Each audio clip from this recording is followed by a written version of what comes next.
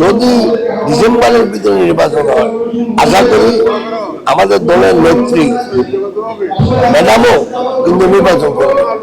উনি এখন ইনশাল্লাহ একটু সুস্থ আছে, অতএব আমাদের নির্বাচন নিয়ে ফেনীতে কোনো চিন্তা নেই।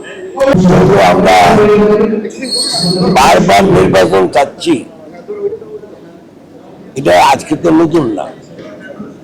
আমরা বলে আসছি যে 2009 সালে বাংলাদেশ 8 সালে যে নির্বাচন হয়েছে, সেই নির্বাচনও মানে অবাধ সুস্থ গ্রহণযোগ্য নির্বাচন হয় নাই।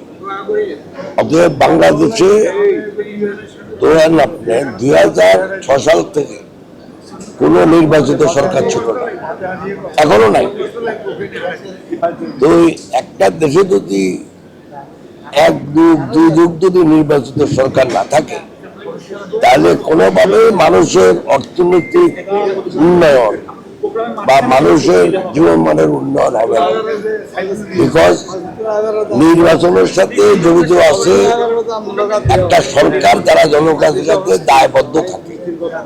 তো আমরা এই 19 বছর থেকে আমরা আন্দোলন, সংগ্রাম, অত্যাচার, নির্যাতন, লাঞ্ছনা, বঞ্চনা সহ্য করে আসতেছি। তো কেউ যদি বলে আমরা হঠাৎ করে নির্বাচন যাচ্ছি, তা না। আমরা নির্বাচন কিন্তু 2006 থেকে চেয়ে আসছে ঠিক মতো। 2 নম্বর হলো যে যদি একটা দেশের সরকার যদি জনগণের কাছে দায়বদ্ধ না থাকে, তাহলে তারা তো কোনোদিন ভালো কাজ করবে না। সেই জন্যই আমরা চাচ্ছি এই নির্বাচনটা যত তাড়াতাড়ি।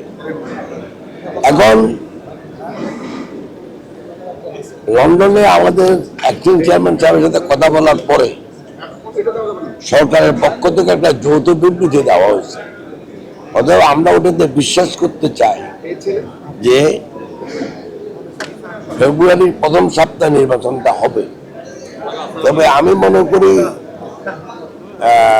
যেভাবে এখন দেশের অবস্থা, তাতে হয়তো একটু আগেও হইতে পারে, হয়তো জানুয়ারিতেও হয়ে যেতে পারে।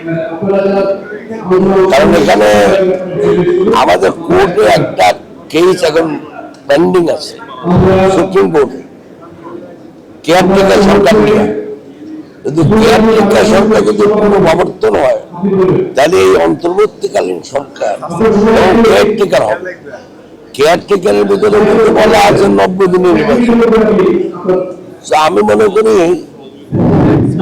যে নির্বাচন হবে, এবং নির্বাচন যদি হয়, যেটা আপনি বললেন ফেনী, আপনি ফেনী ইতিহাস জানেন, যদি সুস্থ নির্বাচন হয় ইনশাল্লাহ এখানে বিএনপি জিতবে। এবং যদি ডিসেম্বরের ভিতরে নির্বাচন হয়, আশা করি আমাদের দলের নেত্রী ম্যাডামও কিন্তু নির্বাচন করবে। উনি এখন ইনশাল্লাহ একটু সুস্থ আছে, অতএব আমাদের নির্বাচন নিয়ে ফেনীতে কোনো চিন্তা নেই।